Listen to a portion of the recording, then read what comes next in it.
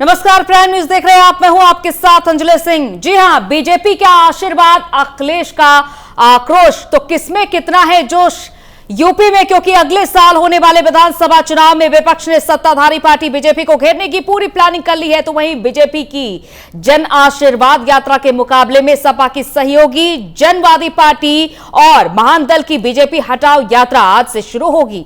जनवादी पार्टी और महान दल की बीजेपी हटाओ यात्रा बलिया और पीलीभीत से आज से शुरू होगी।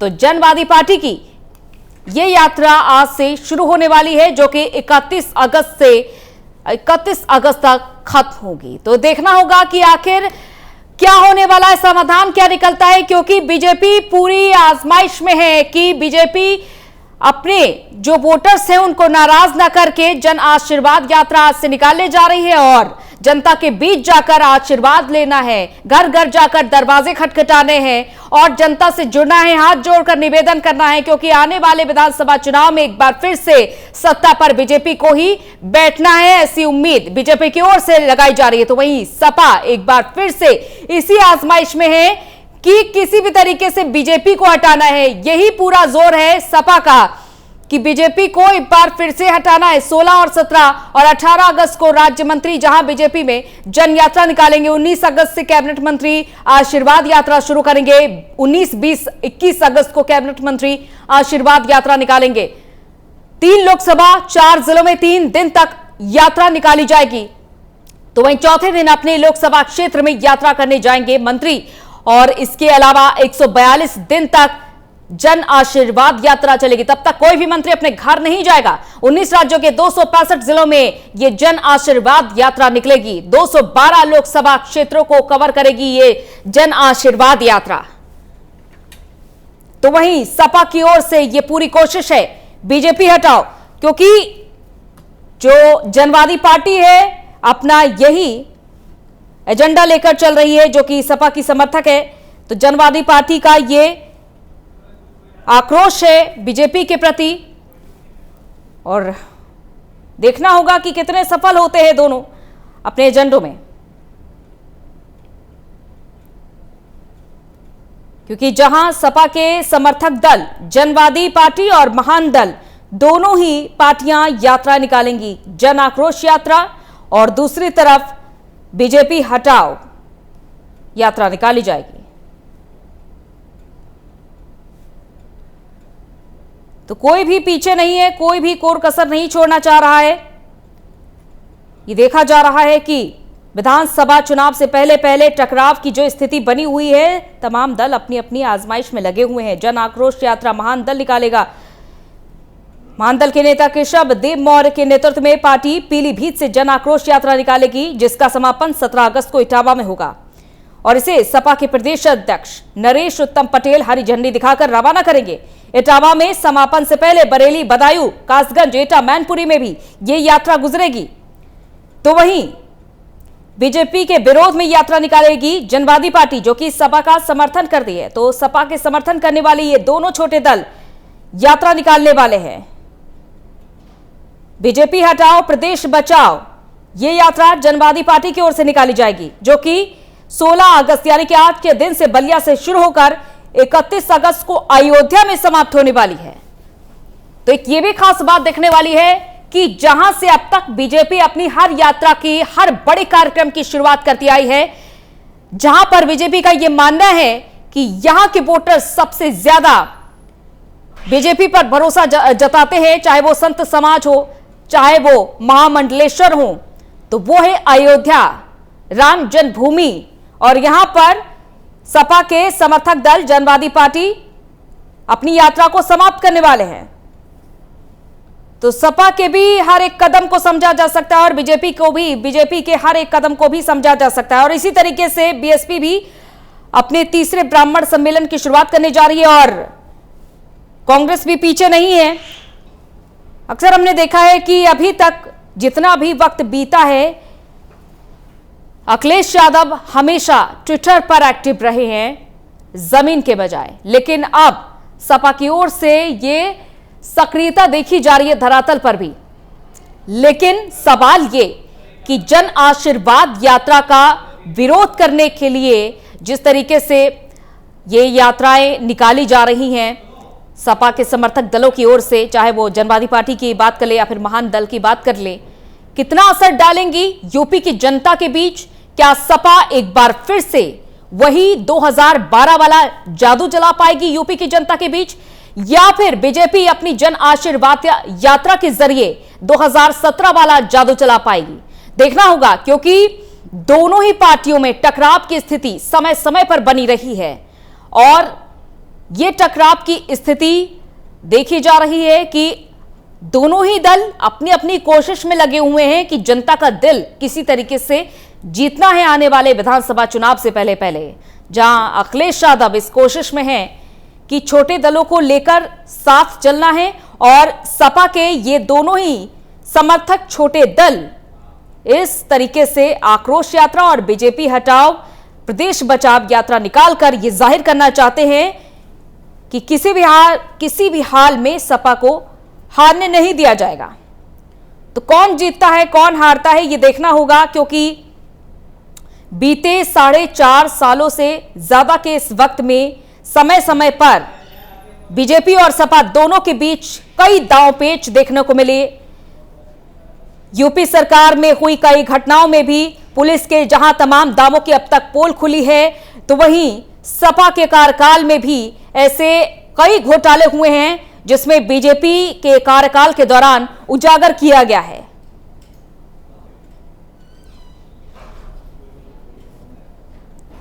तो जहां 4 सालों में कई बड़े घोटाले हुए और अगर योजनाओं की बात की जाए तो जहां बीजेपी का कहना है कि हमने कई योजनाएं जनता के बीच लाई हैं और जनता को इसका फायदा भी हुआ है, तो वहीं सपा का यह कहना है कि योजनाओं की पुनरावृत्ति हुई है, प्रोजेक्ट की पुनरावृत्ति हुई है।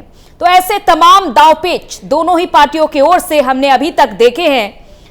तो देखना होगा कि इन यात्राओं का असर यूपी की जनता के बीच और यूपी की जमीन पर और यूपी की सियासत पर कितना पड़ता है। कौन सा दल जनता का दिल जीतने में कामयाब होता है, क्योंकि कांग्रेस और बीएसपी भी पीछे नहीं है, लेकिन जो कड़े प्रतिद्वंदी माने जा रहे हैं वो है सपा और बीजेपी। अखिलेश यादव समय समय पर करारा प्रहार करते हुए नजर आए हैं, तो वहीं बीजेपी ने भी कड़े पलटवार किए हैं, कड़े शब्दों में पलटवार किए हैं बीजेपी ने। तो समाजवादी पार्टी के पास भी कम मुद्दे नहीं है सरकार को घेरने के लिए, तो वहीं बीजेपी के पास भी कम मुद्दे नहीं हैं 2012 से लेकर 2017 तक के कार्यकाल में हुई घटनाओं को गिनाने के लिए। चाहे वो बिगड़ती कानून व्यवस्था की बात कर लें या फिर अपनी नाकामी छिपाने के लिए तमाम ऐसे मुद्दों को ढकने की बात कर लें। हमारे साथ एक गेस्ट पैनल जुड़ रहा है जिनसे हम चर्चा करेंगे इन यात्राओं को लेकर। तो सबसे पहले हमारे साथ जुड़ रहे हैं सपा प्रवक्ता अभिषेक राय जी। अभिषेक जी, स्वागत है आपका प्राइम न्यूज में। अभिषेक जी, क्या आप तक हमारी आवाज पहुंच पा रही है? जी जी जी जी बताएं। अभिषेक जी, आपके पार्टी के 2 समर्थक दल जनवादी पार्टी और महान दल दोनों ही यात्राएं निकालने वाले हैं। जनवादी पार्टी जहां बीजेपी हटाओ प्रदेश बचाओ, तो वहीं आपका जो समर्थक दल है महान दल वो आक्रोश यात्रा की शुरुआत करने वाला है। क्या बीजेपी की जन आशीर्वाद यात्रा को टक्कर देने के लिए ये दोनों यात्राएं आपके सहयोगी दल निकाल रहे हैं? देखिए, हमारे जो सहयोगी दल यात्रा निकाल रहे हैं वो प्रदेश की जनता की आवाज निकाल रहे हैं। प्रदेश की जनता इस समय त्रस्त है। प्रदेश की जनता इसलिए त्रस्त है कि 4.5 साल में इन्होंने कोई कार्य नहीं किया। हमारे माननीय योगी जी की सरकार ने इन्होंने उद्घाटन का उद्घाटन करा, फीते का फीता काटा। चाहे केंद्र की सरकार हो, आप ये देख रहे हैं 2017 से लेके केंद्र में भाजपा की सरकार थी और क्या कहते हैं उत्तर प्रदेश में भी भाजपा की सरकार थी। नीट परीक्षा जिसमें अभी माननीय प्रधानमंत्री जी ने कहा कि ओबीसी को 27% आरक्षण देंगे और 10% ईडब्ल्यूएस जनरल कैटेगरी को देंगे, तो ये चीज 2017 में क्यों नहीं सोच सकते थे? 11,000 ओबीसी के अभ्यर्थियों के साथ इन्होंने क्या किया? तो दलित और ओबीसी वर्ग के साथ जो ये सरकार प्लान करके अन्याय कर रही थी, क्योंकि समाजवादी पार्टी या अपने जितने भी विपक्ष के नेता हैं सब इस बात को उठा रहे थे, शुरू में उठा रहे थे, हर जगह उठा रहे थे, हर मंच पर उठा रहे थे। लेकिन सरकार, क्योंकि उत्तर प्रदेश का चुनाव आ रहा है, 5 राज्यों में चुनाव आ रहा है, तो इन्होंने इस समय ये करने की कोशिश करी है। ये उद्घाटन का उद्घाटन करते हैं, फीते का फीता काटते हैं। इनका संकल्प पत्र पढ़ लें 2017 का, उसमें इन्होंने कहा था कि ये 70 लाख रोजगार देंगे। आज मुख्यमंत्री जी बड़े अभिभाव होकर कहते हैं हमने 4.5 लाख नौकरियां दी। मैं उन 4.5 लाख नौकरी पे नहीं जाऊंगा, मिली कि नहीं मिली, लेकिन आप खुद ही अपने संकल्प पत्र से कहते हो कि अपने 10% काम भी पूरा नहीं किया। आप खुद ही अपने आप को साबित करते हो। तो ये भाजपा की सरकार तुम लोग की सरकार है। आज कहीं नया जुमला है, किसान बेचारे सिंधु बॉर्डर पर खड़े हैं, 9 महीने से ऊपर हो गए, उनकी कोई बात नहीं करनी। महंगाई 2014 में डायन थी, आज 2021 में वो डायन नहीं है। इनके प्रदेश के अध्यक्ष कहते हैं, उत्तर प्रदेश के अध्यक्ष कहते हैं भाजपा के कि महंगाई है ही नहीं। अरे तो 100 रुपए डीजल क्यों बिक रहा है, 180 रुपए सरसों का तेल क्यों बिक रहा है, दालें क्यों महंगी हो गई, गन्ना किसानों के मूल्य का भुगतान नहीं हो रहा है। इन्हीं की सरकार ने कहा कि 10,173 करोड़ रुपए किसानों के अभी बकाया हैं। ये इन्हीं के आंकड़े, हमारे आंकड़े नहीं है। इन्होंने कहा ये किसान पहले जो खाद 1200 रुपए की मिलती थी उसे 2200 कर दी, डीएपी महंगा कर दी। जो किसान अर्थव्यवस्था की रीढ़ है उसकी कमर इन लोगों ने तोड़ दी। तो ये कहते हैं ना, ये सिर्फ लक्ष्यदार भाषण देना जानते हैं, हवाई किले बनाना जानते हैं, उद्घाटन का उद्घाटन करना जानते हैं। कहां गई बनारस की मेट्रो प्रोजेक्ट योजना जो 2016 में समाजवादी सरकार ने पास की? चलिए आपके पास वापस आऊंगी अभिषेक जी, और हमारे साथ 2 अन्य मेहमान भी जुड़ चुके हैं। डॉक्टर रविकांत जी राजनीतिक विश्लेषक हैं जो कि, और कांग्रेस प्रवक्ता रफत फातिमा जी भी हमारे साथ जुड़ चुके हैं। आप दोनों का बहुत बहुत स्वागत है प्राइम न्यूज में। रफत जी से सवाल। रफत जी, जहां बीजेपी जन आक्रोश यात्रा, माफ कीजिएगा, जन आशीर्वाद यात्रा की शुरुआत करने जा रही है आज से, तो वहीं सपा के 2 समर्थक दल आज से जन आक्रोश यात्रा और बीजेपी हटाओ प्रदेश बचाओ यात्रा की शुरुआत कर रहे हैं। तो वहीं आपकी भी पार्टी जब बीजेपी की जन आशीर्वाद यात्रा खत्म होगी तब से अपनी एक बड़ी यात्रा की शुरुआत करने जा रही है, जय भारत जनसंपर्क यात्रा। अगर मैं नाम ठीक ले रही हूं तो नाम गलत भी हो सकता है। भारत महासंपर्क अभियान, ठीक है। सबसे बड़ा ये सवाल, अभी तक प्रियंका गांधी काफी ज्यादा एक्टिव देखी गई हैं अखिलेश यादव की अपेक्षा, तो ऐसे में इन यात्राओं को किस तरीके से आप मानती हैं? देखिए, कांग्रेस जनता की आवाज, और वो हमेशा से जनता की आवाज बनकर बुलंद होती रहेगी, वो जुल्म के खिलाफ खड़ी है। और आज ये जिस तरीके से भाजपा जन आशीर्वाद की बात कर रही है, तो हम तो कहेंगे अंजलि जी, ये बेरोजगारों के बीच में जाएं आशीर्वाद लेने, ये किसानों के बीच में आशीर्वाद लेने जाएं, ये महिलाओं के बीच में आशीर्वाद लेने जाएं, तो इनको सही से पता चलेगा कि आशीर्वाद होता क्या है। अभी इनके एक विधायक जो है हापुड़ में पानी में टहलाए गए, पब्लिक ने उनको पकड़ के जो है इधर से उधर पानी में टहलाया। तो जिस तरीके के इनके कार्य हैं, जब ये आते हैं तो हवाई दावे करते हैं, झूठे दावे करके ये पब्लिक के बीच में आ जाते हैं। अब ये आशीर्वाद लेने जा रहे, एक नया प्रोपेगेंडा, एक नया खिलौना पकड़ा रहे जनता को। तो ये इनका आशीर्वाद ही, ये सिर्फ अपनी चुनावी राजनीति, सिर्फ चुनाव बोर्ड में रहते हैं सालों साल, ये जनता के लिए कुछ नहीं कर रहे। तो जनता अपने अधिकारों की लड़ाई लड़ रही है, तो आज कांग्रेस उसके साथ खड़ी है। हमारा अभियान ये है कि हम गांव, जिले, ब्लॉक, हम लोग लोगों से मिलेंगे, लोगों की परेशानियां पूछेंगे। हम लोग का ये महासंपर्क अभियान इसके तहत हो रहा है। तो इनकी तरह हम लोग झूठे वादे और झूठी जो है पुलिंदे नहीं बनाते। जिस तरीके से महंगाई आज देख रही है, जिस तरीके से किसानों की हालत आप देख रही है, महिलाओं के ऊपर उत्पीड़न हो रहा है, यूपी नंबर 1 पर है, लेकिन ये उसकी बात नहीं करते। ये बात करते हैं सिर्फ अपने लिए, अपने उद्योगपति दोस्तों की बात करेंगे। तो इनके आशीर्वाद, ये हम तो कहेंगे माफी इनको यात्रा निकालनी चाहिए। जिस तरीके से कोरोना में लाशें बिछी थी, जिस तरीके से कोरोना में हत्या हम कहेंगे उसको, जो हालात थे वो हत्या के रूप में हुए कि इन्होंने लोगों पर ध्यान नहीं दिया। मरीज बेड के लिए परेशान थे, कोरोना में दवा नहीं मिल रही थी, ऑक्सीजन नहीं मिल रही थी, तो इनको माफी मांगनी चाहिए देश की जनता से। ठीक है रविकांत जी, क्या कहेंगे आप? यूपी की राजनीति को आप बहुत समय से देख रहे हैं, और ये इन यात्राओं की बात की जाए जो दोनों ही दलों की ओर से निकाली जाएंगी, कितना असर आपको लग रहा है कि यूपी की जनता के बीच पड़ने वाला है? क्या कहता है आपका ऑब्जर्वेशन?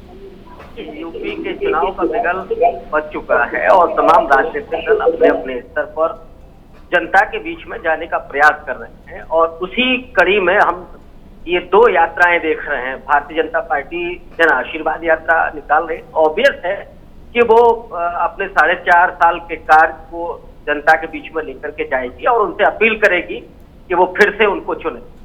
दूसरी तरफ जो सपा के सहयोगी दल हैं वो जन आक्रोश यात्रा निकाल रहे हैं या बीजेपी हटाओ यात्रा निकाल रहे हैं, वो निश्चित तौर पर इन 4.5 साल की जो नाकामियां हैं योगी सरकार, उन नाकामियों को सामने लेकर के जाएंगे और जनता से सरकार को बदलने की अपील करेंगे। उसके बाद हम लोग जानते हैं कि कांग्रेस भी एक तरह से जय भारत यात्रा या जो भी उनकी यात्रा है उसको लेकर के जाएंगे।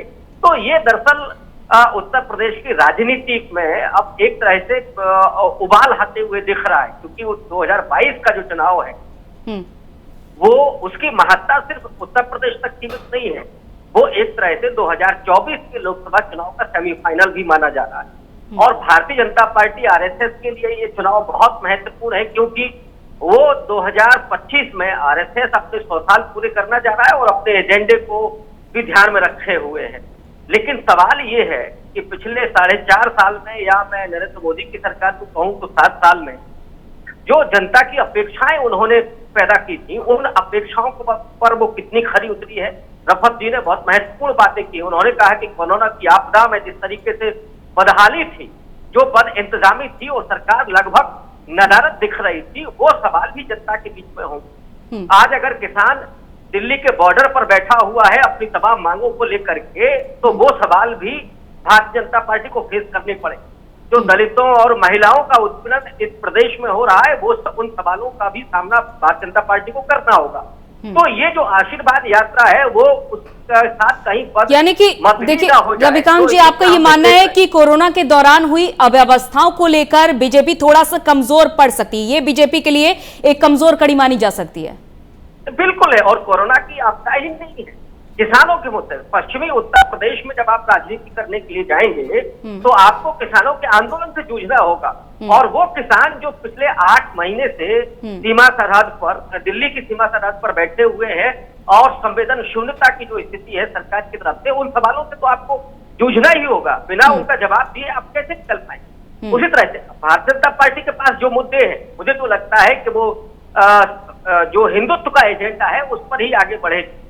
राम मंदिर का इशू आएगा, लेकिन राम मंदिर के मुद्दे पर वो बैकफुट पर पिछले दिनों दिखाई दी, क्योंकि जो चंदे में खास करके घोटालों का जो मामला आया, जो राम मंदिर की जमीन जो घोटाला था ट्रस्ट का, उसके वजह से भारतीय जनता पार्टी बैकफुट पर गई है। अब उनके लिए ये मुद्दा कितना कारगर होगा ये मुश्किल दिख रही। यही वजह है कि भारतीय जनता पार्टी ने सोशल, एक तरफ रविकांत जी, एक तरफ बीजेपी आशीर्वाद लेने जा रही है तो दूसरी तरफ सपा अपना आक्रोश व्यक्त कर रही है। सिर्फ अभी तक सपा की ओर से आक्रोश देखा गया है, कुछ ऐसा नहीं किया गया है कि जनता के दिल में अपनी एक वही पुरानी वाली पकड़ बना पाए सपा। ये आप बिल्कुल ठीक कह रहे हैं। समाजवादी पार्टी को जहां विकल्प के रूप में उत्तर प्रदेश की जनता में देखा जा रहा है, लेकिन समाजवादी पार्टी में बहुत उस तरह से मजबूती के साथ सामने नहीं आई है। लोगों में आक्रोश है, इस चीज को कम से कम इन 2 पार्टियों ने पकड़ा है। लोगों में बहुत गुस्सा है, नाराजगी है और लोग एक विकल्प की तलाश कर रहे हैं। और उत्तर प्रदेश की राजनीति को अगर आप देखें पिछले 3-4 इन चुनावों में, तो लगातार जो दिखा गया है रिदम, वो ये है कि सत्तारूढ़ पार्टी को जनता ने बाहर का रास्ता दिखाया है। 2007 में वो हुआ, 2012 में हुआ और 2022 में क्या इस चीज को उत्तर प्रदेश की जनता दोहराएगी? लेकिन जो बद इंतजामी थी उसमें आक्रोश ज्यादा है। लेकिन सवाल ये है कि समाजवादी पार्टी क्या उसको बना पाएगी, कांग्रेस पार्टी क्या जनता तक पहुंच अपनी बना पाएगी? ये बहुत महत्वपूर्ण सवाल है। लेकिन भारतीय जनता पार्टी के जो कामकाज है, मुझे लगता है कि उसमें वो बहुत महत्वपूर्ण उसके पास नहीं है, उसका जो कार्ड है वो बहुत महत्वपूर्ण नहीं है। क्योंकि 2 बड़े प्रोजेक्ट अगर हम सड़क के रूप में देख लें तो पूर्वांचल एक्सप्रेस पे है, बुंदेलखंड एक्सप्रेस पे है, और दोनों ही 4.5 साल में पूरे नहीं हुए। बल्कि पूर्वांचल एक्सप्रेस में तो बड़ा घोटाला सामने आया है कि जहां वो बनते हुए सड़क टूट जाती है और जिनके पास ठेका है, हम लोग जानते हैं कि अखिलेश यादव ने जो एक्सप्रेस वे बनवाया था लखनऊ आगरा, वही ठेकेदार है। तो ये जो सरकार के भीतर की कहीं ना कहीं उस कमजोरी को दिखाता है कि एक सरकार ने एक बड़ा एक्सप्रेस वे बहुत जल्दी और बहुत मजबूत बना करके तैयार किया, दूसरी तरफ इस सरकार में वही ठेकेदार है, वही कंपनी काम कर रही है, लेकिन उसमें सड़क टूट जाती है।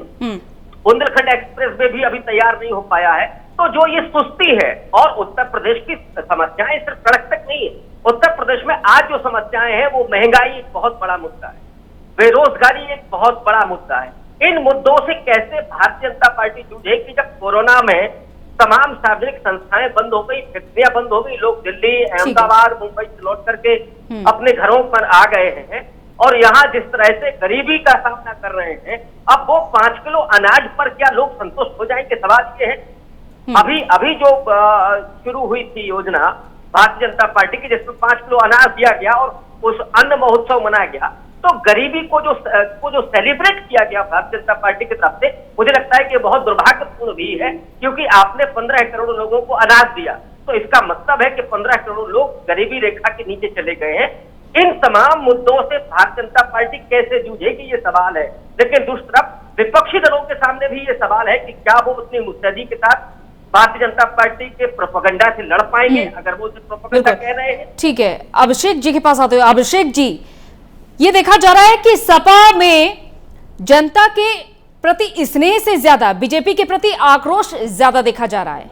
यानी कि ऐसा कुछ नहीं किया जा रहा है कि यूपी की जनता एक बार फिर से सपा पर भरोसा जता सके, वो स्नेह खत्म होता दिखाई दे रहा है, आक्रोश बहुत ज्यादा हो चुका है। देखिए अंजलि जी, जनता में आक्रोश तो है ही, और समाजवादी पार्टी जनता से जुड़े हुए मुद्दे को उठाने में एकदम जनता के बीच में रह रही है। चाहे वो किसान का मुद्दा हो, हमारे राष्ट्रीय अध्यक्ष जी ने किसानों के 3 मांगों का सपोर्ट किया, जो बेचारे 8-9 महीने से सिंधु बॉर्डर पर पहुंचे हुए। मैं डॉक्टर रविकांत जी का इस बात के लिए साधुवाद देना चाहूंगा कि उन्होंने सारी चीजें एकदम स्पष्ट कर दी कि जनता में आज एक आक्रोश है, सारी चीजें हैं, वो भाजपा की आताताई सरकार से तंग हो गए हैं, महंगाई से वो तंग हो गए हैं, वो उर्वरक खादों के दाम से तंग हो गए हैं, बिजली महंगी, सबसे पूरे देश में आज सबसे महंगी बिजली उत्तर प्रदेश में मिल रही है।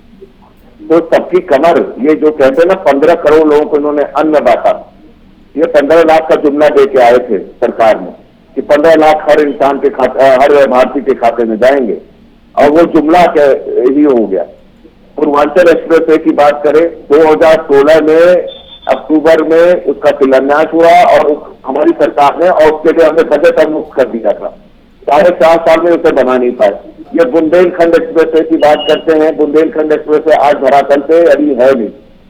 गंगा एक्सप्रेस वे की बात करते थे, ये बड़ी बड़ी बातें करते थे। चुनाव के 6 महीने पहले ये कुंभकर्ण नीति से जग रहे हैं, इन्हें पता कि इनके पास चुनाव में जाने के लिए कोई मुद्दा नहीं। आज आपको जो किसान 9 महीने के बॉर्डर पे बैठा, वहां पे बैठा हुआ है सिंधु बॉर्डर पे, वहां आपसे बात करने की जरूरत नहीं समझी, और आज आपको आशीर्वाद लेने पहुंचना पड़ रहा है किसानों से। तो ये खुद बताता है कि ये अपनी विफलता मांग रहे हैं। मैं राफत जी की इस बात से एकदम देखिए अभिषेक जी, अगर आप सड़कों और एक्सप्रेसवे की बात कर ले रहे हैं, तो मैं भी आपको बता दे रही हूँ कि जैसा खुद भी रविकांत जी ने भी जिक्र किया कि एक एक्सप्रेसवे वही ठेकेदार बना रहा था, और अब इस मौजूदा सरकार में पूरा हो गया। मैं अभी बीजेपी की अच्छाइयां नहीं गिना रही हूं, अभी आप सुनिएगा पूरी बात सुनिएगा अभिषेक जी। कानपुर में एक पुल था, कई सालों से सरकारें आई और चली गई, पूरा नहीं हुआ। जब बीजेपी सत्ता में आई तो वो पुल पूरा हो गया। तो कई ऐसे प्लस पॉइंट भी हैं बीजेपी के पास आपको मात देने। देखिए मैं आपको एक चीज बता रहा हूं, अगर आप आजादी के बाद से देश को देखेंगी तो हर सरकार ने थोड़े बहुत काम किए, लेकिन हमने आपको क्या सब जवाब दिखाया, जनता को क्या संकल्प पत्र दिया, क्या घोषणा दी। हम चुनाव से पहले एक अपना घोषणा पत्र जारी करते हैं, हर राजनीतिक दल जारी करते हैं। भाजपा को उसका अध्ययन करना है। उन्होंने जनता को क्या दिखाया, जनता ने उन्हें प्रचंड बहुमत दिया, जो आज तक उत्तर प्रदेश के इतिहास में शायद ही मिला। विधानसभा में 325 सीटें मिली। तो जनता ने दिखाया कि इन्होंने जो सब जवाब जनता को दिखाए, इन्होंने जनता के विश्वास को हर लेने का काम किया। हरण है ये। इन्होंने, आप बताएं, एनसीआरबी की रिपोर्ट कहती है कि आज की डेट में 2020 की रिपोर्ट कहती है कि आज की 2020 में सबसे ज्यादा क्राइम अगर कहीं बढ़े हैं तो उत्तर प्रदेश में बढ़े। 68 गुना महिलाओं के अत्याचार बढ़ा। डाटा और फैक्ट की बात करो, एडीए की, सुप्रीम कोर्ट की एडीए की रिपोर्ट कहती है कि भाजपा के 40% विधायक के ऊपर क्रिमिनल केसेस हैं उत्तर प्रदेश में। तो आप बताएं ना, ये किस तरह की राजनीति करना चाहते हैं। इनके विधायकों के ऊपर 40%। ये सुप्रीम कोर्ट ने फटकार लगाई है इनकी सरकार को, उत्तर प्रदेश की सरकार को, कि आप अपने के मुकदमे वापस ले ले तो आपको हाईकोर्ट की परमिशन लेनी पड़ेगी, कोई मुकदमे वापस लेंगे। चाहे वो मुजफ्फरनगर कांड हो, चाहे वो उन्नाव में कर नहीं पाए। आप उन्नाव की घटना देख लो, लखीमपुर खीरी की घटना देख लो, हाथरस की घटना देख लो। तो जनता के बीच एक उबाल है, वो तरफ आ चुके हैं भाजपा की सरकार से, और समाजवादी ठीक है, ये पार्टी तो जनता के बीच ठीक है, में मान सकते हैं कानून व्यवस्था ठीक तरीके से नहीं रही है यूपी की। लेकिन आपको मुलायम सिंह यादव का एक वक्तव्य याद होगा जब उन्होंने कहा था कि लड़के हैं और गलतियां हो जाती लड़कों से। देखें, मुलायम सिंह जी ने उस परिप्रेक्ष्य में क्या कहा उसकी बात मैं नहीं कह सकता इस समय। मैं वो चीजें नहीं कहना चाहता हूं। मैं विकास की बात करता हूं, हमारी पार्टी विकास की बात करती है, सुशासन की बात करती है, राजनीति उसकी बात करती है। हमने 1090 महिला सेवाएं शुरू करी, आज कहाँ है? बिल्कुल, क्योंकि देखिए अभिषेक जी, हमारे साथ अभी बीजेपी प्रवक्ता नहीं जुड़े हुए हैं, नहीं तो उनसे भी अभी सवाल हो रहे होते। जो भी अभी तक 4.5 साल में जो भी कमियां रही हैं उनको भी मैं ठीक उसी तरीके से गिरा रही होती। तो ये सवाल आपसे लाजमी है। अगर आप किसी पर एक उंगली उठाएंगे तो 4 उंगली अपनी तरफ रहती है। अंजलि, 3 उंगली जरूर मेरी तरफ आती है, बिल्कुल ठीक बात कह रही है, मैं वो बात मानता हूँ। हमने बोला ना, हमने महिला सशक्तिकरण का काम किया, हमने 1090 प्रदेश को दी। कहाँ है योगी जी का वो एंटी रोमियो स्क्वाड जिसकी उन्होंने घोषणा करी थी? कहीं दिखता है आपको? क्यों ये घटनाएं महिलाओं के ऊपर हो रही है? चाहे वो आजमगढ़ की घटना हो, जहां पलिया में एक महिला का घर गिरा दिया जाता है, उसको आके न्यूज चैनलों पे ये कहना पड़ता है कि सरकार क्या दमन की राजनीति कर रही है, क्योंकि वो दलित है इसलिए उसके साथ दमन हो रहा है। तो जो महान दल और जो हमारे सहयोगी दल है, जो ये आक्रोश यात्रा निकाल रहे हैं, विरोध भाजपा भगाओ यात्रा निकाल रहे हैं, ये उसी जनता के प्रतीक के रूप में है। जनता के बीच में आक्रोश है और समाजवादी पार्टी अपने समर्थक दलों का पूरा सहयोग करती है। ठीक है, रफत फातिमा जी, कांग्रेस के लिए इस बार भी उत्तर प्रदेश में क्या आपको नहीं लग रहा है थोड़ा सा कंपटीशन टफ हो सकता है? देखिए, कांग्रेस का इतिहास है कि वो जनता के प्रति हमदर्द। जिस तरीके से आपने देखा होगा पहली लहर जब कोरोना की थी, तो योगी सरकार का घमंड कह लीजिए, गुरूर कह लीजिए, जिस तरीके से बसें जब प्रियंका जी ने भेजी थी तो इसमें वापस कर दी थी। तो अगर जनता के हित की अगर भाजपा बात करे तो इससे कभी जनता का हित सोचा ही नहीं है।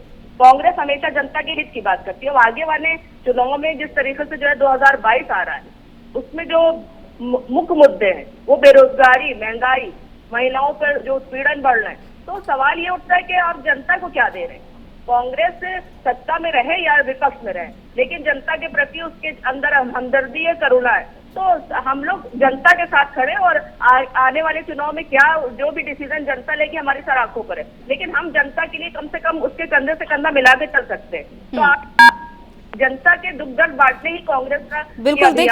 देखिए रफत फातिमा जी, इसमें कोई दो राय नहीं है कि प्रियंका गांधी अभी तक काफी ज्यादा सक्रिय रही हैं यूपी की राजनीति में। उन्होंने कई मुद्दे उठाए हैं और कई मुद्दों पर वो खुलकर बोली भी हैं, चाहे वो किसानों का मुद्दा हो या फिर किसी महिला संग अपराध हुआ हो। लेकिन पंचायत चुनाव के जो नतीजे रहे उसमें भी कुछ खास प्रदर्शन नहीं रहा कांग्रेस का।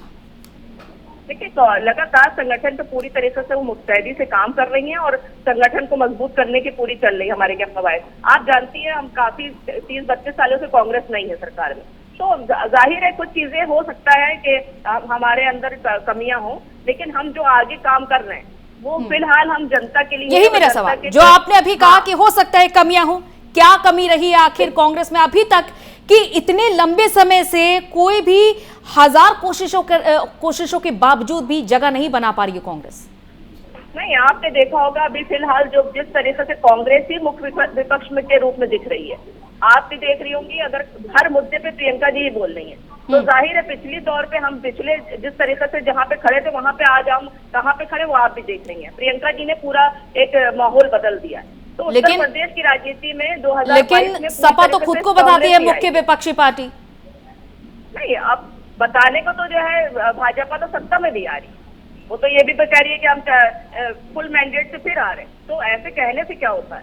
कहने से नहीं होता है। आप जनता के बीच जाए, उसके लिए काम करें और उसके मुद्दों पे बात करें, मेन ये होता है। आज अगर कोई बोल रहा है तो सिर्फ प्रियंका जी बोल रही है। हाथरस में आपने देखा किस तरीके से हालात प्रशासन ने बनाए थे, लेकिन प्रियंका जी गई। ठीक है, कुछ कहना चाह रहे हैं अभिषेक जी? उस परिवार तक जाना। अभिषेक जी। बहन रफत जी को एक चीज बताना चाहता हूँ कि लोकतंत्र में ना, जहाँ माननीय प्रियंका जी के बोलने से कुछ होना है, ना माननीय अखिलेश जी के या माननीय योगी जी से बोलना है। जो बोलेगी वो जनता बोलती है। जनता ने अभी पंचायत चुनाव में दिखा दिया कि समाजवादी पार्टी नंबर 1 पार्टी थी उत्तर प्रदेश के चुनाव।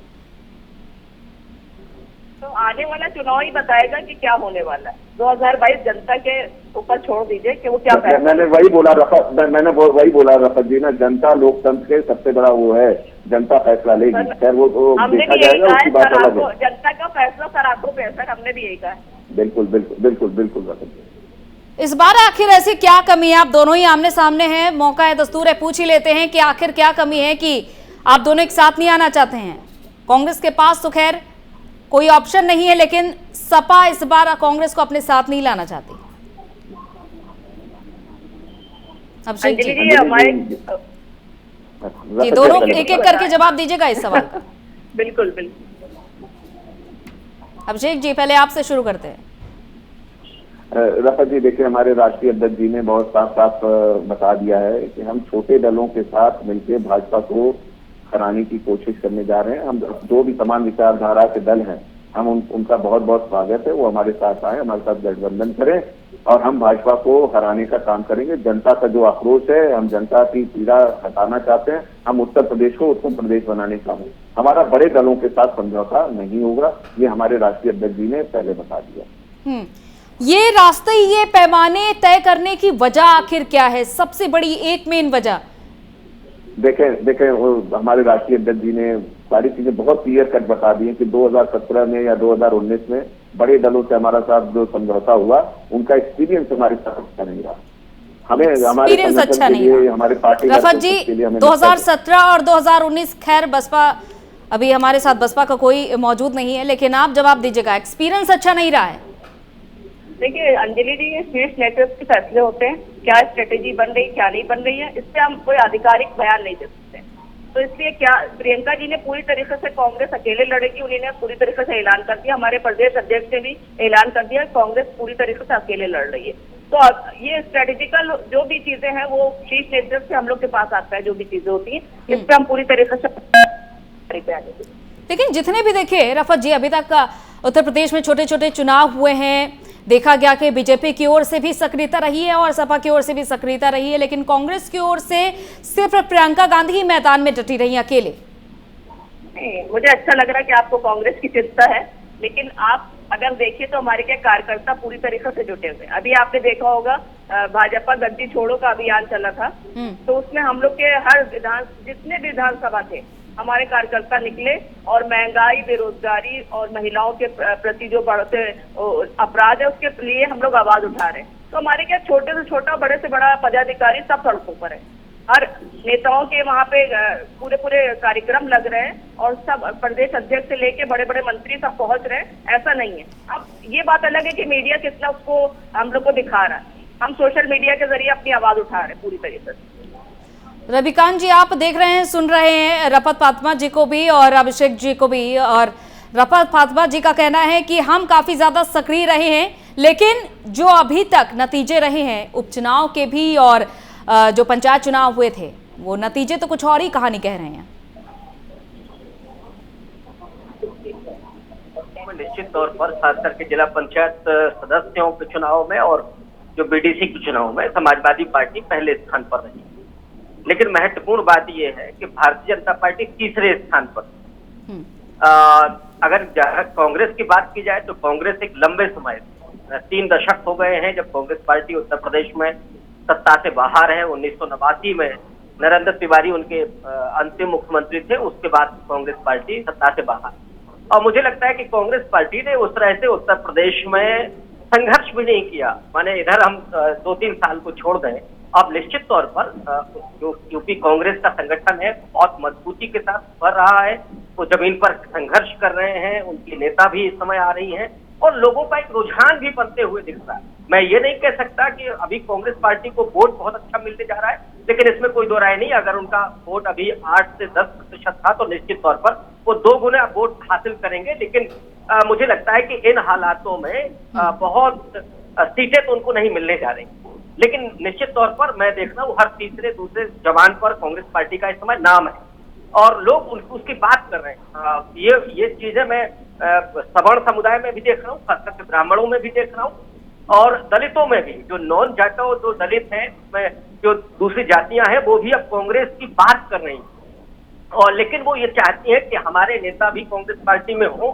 तो अगर संगठन को और विस्तार देती है कांग्रेस पार्टी और उसका विकेंद्रीकरण करती है तो निश्चित तौर पर इस चुनाव में नहीं, लेकिन 2024 के लिए उसे एक मुफीद रास्ता उत्तर प्रदेश से होकर के निकलेगा और हो सकता है कि इस बिना पर वो 2024 में केंद्र में सत्तारूढ़ हो सके।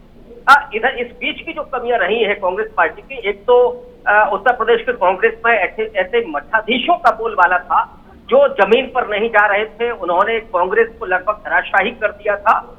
इधर बहुत सारे नौजवान कांग्रेस के साथ जुड़े हैं और जो पुराने लोग हैं, जो सक्रिय हैं, वो भी जुड़े हुए हैं। तो ये एक बेहतर स्ट्रेटजी है।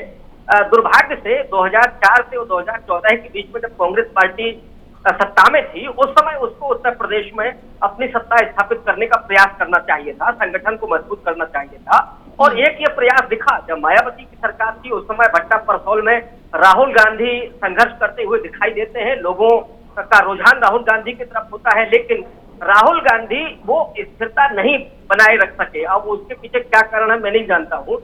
राहुल गांधी पर एक ये आरोप लगता है कि वो जिस संघर्ष को उठाते हैं उसमें स्थिरता नहीं रहती है, वो लंबे समय तक उसको लेकर के नहीं चल पाते हैं। लेकिन इसमें कोई दो राय नहीं कि जो उनका जुझारूपन है, जो उनका आरएसएस के साथ सीधे टकराना है, मुझे लगता है कि और दूसरे पार्टियों में नहीं दिखाई। कांग्रेस देखिए सबसे पुरानी पार्टी होते हुए भी आज ये प्रदेश में उसकी स्थिति कुछ ठीक नहीं चल रही है। अभी तक हमने देखा कि बीजेपी के लिए ये एक कल्पना से ज्यादा नहीं था कि उत्तर प्रदेश में इतनी ज्यादा सीटों के साथ बीजेपी जीतेगी। 2017 में एक फेज होता है राजनीति का।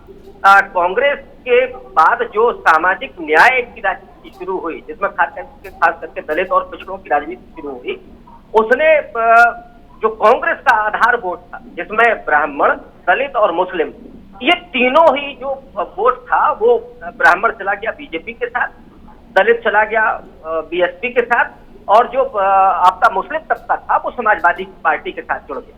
इस वजह से कांग्रेस जमीन पर नहीं रही और संगठन भी उसका कमजोर था। तो इस फेज में कांग्रेस ने थोड़ा बहुत प्रयास भी किया भरने का, लेकिन वो उसका एक तरह से उत्थान नहीं हो सका। और ये जो सामाजिक न्याय की राजनीति थी, वो ये जो फेज रहा है 2-3 दशकों का, उसमें निश्चित तौर पर एक नई राजनीति का उदय हुआ। लेकिन दुर्भाग्य से सामाजिक न्याय की राजनीति ने जिसकी रास्ता तैयार किया वो हिंदुत्व की राजनीति है, जो मुझे लगता है कि संविधान की जो मूल भावना है उसके विपरीत भी है। तो ये जो हिंदुत्व की राजनीति इस समय चल रही है, और मुझे लगता है कि ये सामाजिक न्याय की राजनीति को ग्रस्त कर लेगी।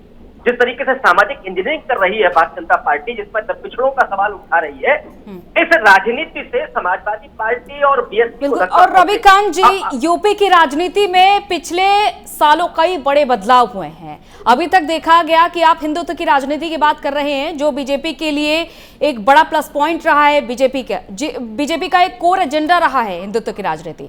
तो वहीं सपा ने भी इन्हीं पद चिन्हों पर चलना शुरू कर दिया। सपा का कहीं ये तो मानना नहीं है कि इन्हीं पद चिन्हों पर चलने के बाद ही सफलता हासिल होगी?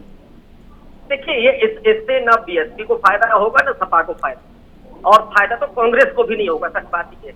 लेकिन कांग्रेस पर जिस तरीके से आरोप लगाए गए, खास करके गुजरात से लेकर के और दूसरे राज्यों में, कि कांग्रेस मुस्लिम तुष्टीकरण करती है और मुस्लिम जनाधार वाली पार्टी है, तो इस दामन पर लगे हुए दाग को वो निकालने के लिए राहुल गांधी मंदिर गए। तो एक ये जो सॉफ्ट हिंदुत्व है उसका बहुत प्रभाव तो नहीं पड़ने वाला है, लेकिन कम से कम ये मेरा कहना है। देखिए, अब हर दल ने मंदिर का रास्ता अपना लिया है, कुछ हासिल नहीं होने जा रहा है। देखिए, हिंदुत्व की राजनीति की सबसे बड़ी खिलाड़ी भारतीय जनता पार्टी है।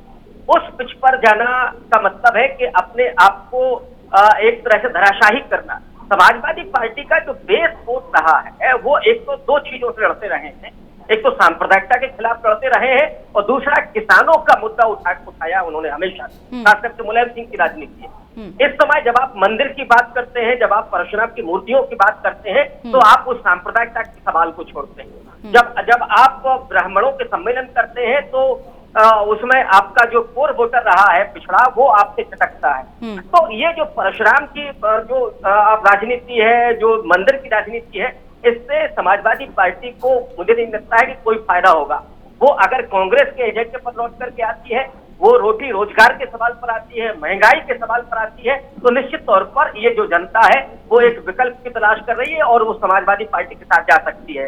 लेकिन आप अगर हिंदुत्व की पिच पर जाकर के खेलेंगे तो मुझे नहीं लगता कि समाजवादी पार्टी को कोई फायदा होगा, बल्कि आप उस मुद्दे को और हवा दे रहे होते हैं जिस मुद्दे का फायदा भारतीय जनता पार्टी उठाती है। बिल्कुल। अभिषेक जी, रविकांत जी की बात से कितना सहमत हैं आप? देखिए, मैं रविकांत जी की बात से थोड़ा सा सहमति व्यक्त करना चाहता हूँ। हमारी पार्टी सर्व समाज को जोड़ने का काम करती है। सर्व समाज में ब्राह्मण भी आते हैं, दलित भी आते हैं, बैकवर्ड भी आते हैं, सारा शोषित समाज आता है। आजकल जो ब्राह्मण का उत्पीड़न हो रहा है उत्तर प्रदेश की सरकार में, उसकी भी आवाज उठाने के लिए समाजवादी पार्टी खड़ी है। भगवान परशुराम को इनकी सरकार ने हमें छुट्टी दी थी उनकी जयंती पे, इन्होंने उसको कैंसिल कर दिया भाजपा की सरकार ने। भगवान परशुराम जी की मूर्ति लगाना कहाँ अन्याय है? सवाल तो यही है ना अभिषेक जी कि भगवान परशुराम इतने सालों से क्यों नहीं, इतने दशकों से क्यों नहीं याद आए? अब आखिर में जाकर जब राम जन्मभूमि का पूजन होता है तब आपको भगवान परशुराम याद आते हैं। अंजलि जी, बात उस चीज की नहीं, हमने बोला ना, अखिलेश जी की सोच युवा सोच है, विकास की सोच है। वो सर्व समाज को जोड़ने का काम करते हैं, वो युवाओं को रोजगार देने की बात करते हैं, वो ये जातिवाद में नहीं फंसना चाहते। चाहे वो ब्राह्मण का हो बेटा हो, चाहे वो दलित का बेटा हो, चाहे वो मुसलमान हो, चाहे बैकवर्ड क्लास का बेटा हो। अखिलेश जी सर्व समाज को ले चलने का काम करते हैं। उनकी विजन ही अलग है। पढ़े लिखे मुख्यमंत्री थे, उन्होंने जो 5 साल में काम करके दिखाया इस उत्तर प्रदेश में किसी ने नहीं दिखाया। मैं भाजपा की सरकार, अगर भाजपा का कोई प्रवक्ता होता तो उनसे जरूर पूछता कि 5 साल में वो 5 बिजली घर बता दें, पावर ट्रांसमिशन लाइन बता दें, कितने उन लोगों ने स्टैब्लिश किए। हम तो अपने विकास की राजनीति करते हैं, हम विकास के मुद्दे पर चुनाव लड़ने जा रहे हैं। भगवान परशुराम जी के 2 बार को छोड़कर प्रबुद्ध वर्ग सम्मेलन की शुरुआत तो कभी देखी नहीं गई है सपा की ओर से। 2 बार से प्रबुद्ध वर्ग सम्मेलन की शुरुआत क्यों हो रही है? मेरी बात सुनेंगी। उस प्रबुद्ध वर्ग की वजह से मैं डॉक्टर हूँ, एक सर्जन हूँ, तो मैं प्रबुद्ध वर्ग में नहीं आता, मैं भी प्रबुद्ध वर्ग का ही हूँ ना। तो मेरे जैसे पढ़े लिखे लोगों को राजनीति में जोड़ने का काम कर रही है समाजवादी पार्टी। समाजवादी पार्टी भ्रष्टाचार को खत्म करके पढ़े लिखे लोगों को समाज में ले आने का काम कर रही है, सर्व समाज को ले आने का काम कर रही है। माननीय राष्ट्रीय अध्यक्ष जी का ये विजन है कि जितने पढ़े लिखे लोग आएंगे, जितने समझदार लोग आएंगे, हर वर्ग के, हर जाति के, उतना प्रदेश का, देश का विकास होगा। हम उत्तर प्रदेश को उत्तर प्रदेश बनाने का काम करने की प्रयास कर रहे हैं। अभी तक सपा के लिए ये कहा जाता रहा है कि मुस्लिम और यादव वोटर्स के लिए कुछ ज्यादा ही किया है, ज्यादा ही तरजीह दी है सपा ने। अंजलि जी, देखिए हमने क्या बोला, जो भी शोषित वर्ग होगा समाजवादी पार्टी उसके साथ है, चाहे वो मुस्लिम समाज का हो, चाहे वो दलित समाज का हो, चाहे वो यादव समाज का हो, चाहे बैकवर्ड किसी क्लास का हो। आप ये बताएं, हम तो जातिगत जनगणना की मांग कर रहे हैं ना, क्यों नहीं भाजपा की सरकार? तो वही तो मेरा कहना है। तो अभी भी आप शोषित वर्ग के लिए आवाज न उठाकर अब आप मंदिरों की ओर रुख कर रहे हैं। मैं बिल्कुल नहीं कर रहे हैं हम लोग मंदिरों के ओर रुख। हम सब समाज, जैसे अगर हमारी राम में आस्था है तो हमारी कृष्ण में भी आस्था है, अगर हमारी महादेव में भी आस्था है तो दुर्गा माँ में भी आस्था है, अगर हमारे अल्लाह में भी आस्था है तो गुरु नानक में भी आस्था है। हम सब समाज को लेने की बात कर रहे हैं। हम किसी को बांटने की राजनीति नहीं करते, हम बांटने की राजनीति पे नहीं जाना चाहते। हम विकास की राजनीति करना चाहते हैं, तरक्की की राजनीति करना चाहते हैं कि देश को, उत्तर प्रदेश का विकास हो। तो फिर बीजेपी को हटाओ, प्रदेश बचाओ, जन आक्रोश यात्रा, इससे क्या अर्थ निकालेगी आखिर जनता? जनता के बीच आप महंगाई खत्म करने के लिए क्या विचार कर रहे हैं आने वाले विधानसभा चुनाव से पहले कि जनता आपको चुने, आपको वोट दे, इस पर क्या विचार हो रहा है सपा में? मैं आपको एक चीज बता रहा हूँ, उत्तर प्रदेश में जैसे बिजली सबसे महंगी है, हमारे राष्ट्रीय अध्यक्ष जी ने कहा कि हमारी सरकार आती है तो हम 300 यूनिट बिजली फ्री देंगे किसानों को। हम ये बात कर रहे हैं, हम किसानों को मजबूत करने की बात कर रहे हैं, हम उर्वरक खादों के दाम कम करने की बात कर रहे हैं। अगर जो चीजें हमारे कहते हैं ना कि कुछ चीजें केंद्र सरकार से गवर्न होती है, कुछ चीजें उत्तर प्रदेश लेवल पे या स्टेट लेवल पे होती है जो हमारे अधिकार में होगा, जैसे पेट्रोल डीजल के दाम है उससे, जैसे दिल्ली सरकार ने एक्साइज ड्यूटी कम करी, हम भी कम करने का प्रयास करेंगे। हम तो महंगाई कम करने की बात कर रहे हैं कि हम तो जनता से जुड़े। लेकिन अभी तक तो अखिलेश यादव की ओर से ऐसा कोई बयान नहीं देखा गया। मैं कह रहा हूं उस पर अभी तक सिर्फ आपकी ओर से, आपकी पार्टी की ओर से ये बयान दिए गए हैं अभिषेक जी कि बीजेपी को अब जनता समझ चुकी है, अब जनता जवाब देगी। अभी तक ये नहीं सोचा गया है कि जनता के लिए सपा क्या करेगी, जनता को तमाम इन महंगाई, बेरोजगारी और बिजली की समस्या से कैसे निजात दिलाएगी सपा। इस बारे में कोई भी ऐसी यात्रा नहीं निकाली गई। अभी देखिए बीजेपी तो आशीर्वाद लेने जा रही है, बीजेपी का तो एजेंडा सेट है, ये सभी समझ रहे हैं, लेकिन सपा की ओर से ऐसा कोई बड़ा एजेंडा नहीं सेट है। अभिषेक जी, अंजलि जी, हमारा घोषणा पत्र आने दें, इंतजार करें। हम हर मुद्दे पे बड़ी बारीकी से हमारे पैनल पूरा विचार विमर्श। देखिए घोषणा पत्र तो हमेशा से आता है, लेकिन घोषणा पत्र पर जनता कैसे विश्वास कर ले। हम जो कहते हैं उसमें अमल करते हैं। हम समाजवादी जो कहते हैं वो अमल करते हैं। हम फालतू हवाई के लिए नहीं बनाते। हमने 22 महीने में एक्सप्रेस वे बनाया, और जब अब आप कह रही थी ना कि उसी ठेकेदार ने पूर्वांचल एक्सप्रेस वे बनाया, तो ये हमारी सरकार का सुशासन था कि उसमें कोई भ्रष्टाचार कुछ नहीं हुआ, और 22 महीने से मैंने एक्सप्रेस वे बना के देश को दे दिया। आज 4.5 साल बाद भी पूर्वांचल एक्सप्रेस वे में देख रहे हैं आप क्या क्या हो रहा है, सड़कें ढक रही हैं, क्या हो रहा है। तो ये सारी चीजें सबको पता है। हम समाजवादी पार्टी अनुशासन पार्टी है। हम जनता से जुड़े मुद्दे उठाएंगे, किसानों का काम करेंगे, दलित शोषित समाज के उत्थान का काम करेंगे, और सारे वर्गों को साथ लेके चलेंगे, चाहे वो सवर्ण हो, चाहे दलित हो, चाहे पिछड़ा हो, चाहे मुसलमान हो। उत्तर प्रदेश में कई बड़ी घटनाएं हुई जिसको लेकर कानून व्यवस्था पर कई सवाल भी उठे हैं, तो ऐसे में कांग्रेस की ओर से सपा की अपेक्षा कहीं ज्यादा सक्रियता देखी गई। देखें, हमारी सक्रियता ना ग्राउंड लेवल पे। हमारे कार्यकर्ता घर घर, जैसे पलिया की घटना हुई आजमगढ़ में, हमारे कई वरिष्ठ नेता गए, हमने वहां पे आंसू पूछने काम किया, हमने उनके लिए मकान अल्टरनेटिव दिलाने की कोशिश करी, हमने खाना देने के। अभी आज बाढ़ आई है प्रयागराज वाराणसी में, आप देख रहे होंगे, और समाजवादी कार्यकर्ता हमारे नेता नाव से राहत सामग्री पहुंचा गए। हम पैकेट पे फोटो नहीं छपवाने जाते, हमें पैकेट पे फोटो छपवाने की जरूरत नहीं है। हम जनता के बीच में रहते हैं, हम किसानों के बीच में रहते हैं। पश्चिम उत्तर प्रदेश में आप देख लीजिए, इनके विधायकों के ऊपर कभी कालिख फेंकी जाती है, कभी इनको पानी में चलाया जाता है, कभी गांव में नहीं घुसना दिया जाता भाजपा के विधायकों को। और समाजवादी पार्टी वहीं पे रह के जनता के बीच जुड़े हुए मुद्दे उठाती, जनता के आंसू पोंछने का, जनता के साथ रहने का काम करती। ठीक है, रफत फातिमा जी, जवाब क्या है आपकी ओर से? आपने सुना कि रविकांत जी का कहना है कि कई बार राहुल गांधी जी ने कोशिशें तो की, लेकिन वो कोशिशों में कामयाब नहीं रहे।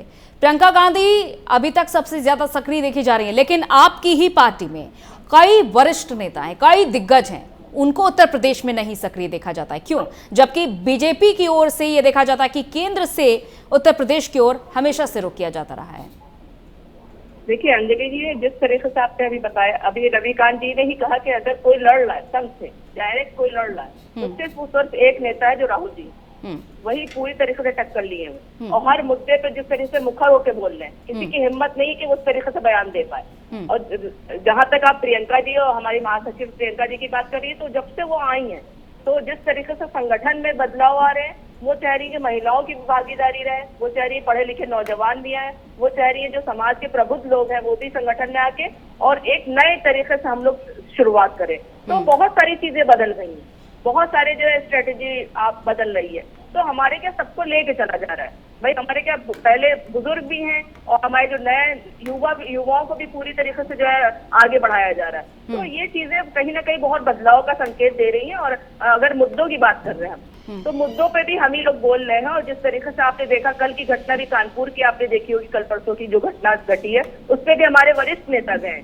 और मतलब ये आप जो कह रही है कि कोई वरिष्ठ नेता नहीं, तो हमारे क्या सुहेल अंसारी जी MLA वहां बिल्कुल, मैंने रफत फातिमा जी कई बार ये जिक्र किया है कि सक्रियता तो बहुत देखी जा रही है आपकी ओर से, लेकिन आपकी पार्टी में अभी और भी कई बड़े चेहरे हैं जो यूपी की राजनीति में सक्रिय हो सकते हैं, लेकिन नहीं हो रहे हैं। क्या वजह है?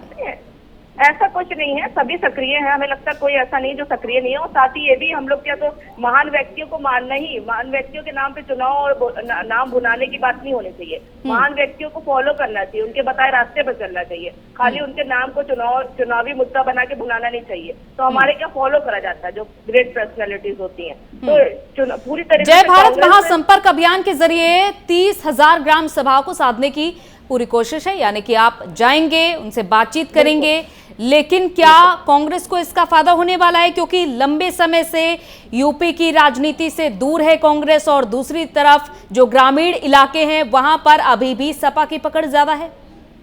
देखिए, कांग्रेस भाजपा का ये होता है एजेंडा कि वो फायदे नुकसान देखा करती है। उसने कभी जनहित के लिए कोई काम नहीं करा। अगर वो काम करी तो सिर्फ अपने लिए। कांग्रेस काम करी जनता के लिए। वो लोगों से मिलेगी, लोगों की परेशानियां सुनेगी, और ये हमारा अभियान है जो राजीव गांधी जी की जो 19-20 को अभी उनकी जयंती है उस तक चलेगा और लगातार चलता रहेगा। ये जो उत्तर प्रदेश की जो स्थिति है उस पर हम लोग पूरी तरीके से एकदम सब कर्मठ जितने हमारे कांग्रेस के सिपाही हैं सब पूरी तरीके से जनता के बीच जाएंगे, और वहां पे हमारे वरिष्ठ नेता भी जाएंगे। ये नहीं कि सिर्फ छोटे कार्यकर्ता, सभी जाएंगे वहां पर। तो ये चीजें कांग्रेस में लगातार अभियान चलता रहेगा, और ये आगे भी चलता रहेगा कि लोगों से मिलकर उनकी परेशानियां सुनना। अकेले प्रियंका गांधी है मैदान में, उनके साथ अजय कुमार लल्लू भी कभी साथ में नजर आ जाते हैं। दिग्विजय सिंह, मल्लिकार्जुन खड़गे, अशोक गहलोत, ऐसे कई बड़े चेहरे हैं जो उत्तर प्रदेश में नजर आने चाहिए लेकिन नजर नहीं आते। नहीं, सबके अलग अलग कार्य बांटे जा रहे हैं। जिस तरीके से जिसका जहाँ पे जो भी कार्यक्रम है उस हिसाब से उसको वहाँ भेजा जा रहा है। ऐसा नहीं है कि कौन नहीं नजर आ रहा है, कौन नहीं नजर आ रहा है। फिलहाल प्रियंका जी महासचिव है क्योंकि उत्तर प्रदेश में उनको बनाया गया है, तो जाहिर है प्रियंका जी और यहाँ क्या की जो उत्तर प्रदेश की जितने क्या कांग्रेस सहयोगी दलों को साथ लेकर चलना चाहती है? कांग्रेस अभी जिस तरीके से हमने आपको बताया, प्रियंका जी ने कहा पूरी तरीके से जो है हम अकेले चुनाव लड़ने और जो लाइक माइंडेड लोग हैं उनके साथ हम हैं। ऐसा नहीं कि अभी शीर्ष नेतृत्व जो फैसला करेगा वो आपको आगे पता भी चल जाएगा। इलेक्शन नजदीक आते हैं। चलिए, आप तीनों का बहुत बहुत शुक्रिया हमारे साथ जुड़ने के लिए, इस चर्चा के लिए। तो वक्त नजदीक आ रहा है और ऐसे में तमाम दल अपनी कोशिश में लगे हुए हैं। बीजेपी की आशीर्वाद यात्रा, कितना आशीर्वाद मिलता है जनता का, और दूसरी तरफ अखिलेश का जो आक्रोश समय समय पर देखने को मिल रहा है, इसका फायदा अखिलेश यादव को आने वाले चुनाव में कितना देखने को मिलता है? क्या वाकई में बीजेपी को सत्ता से हटाने में कामयाब हो पाएंगे अखिलेश यादव, या फिर बीजेपी को मिल जाएगा आशीर्वाद? देखना होगा। इसी के साथ इस चर्चा में इतना ही, इजाजत दीजिए, नमस्कार।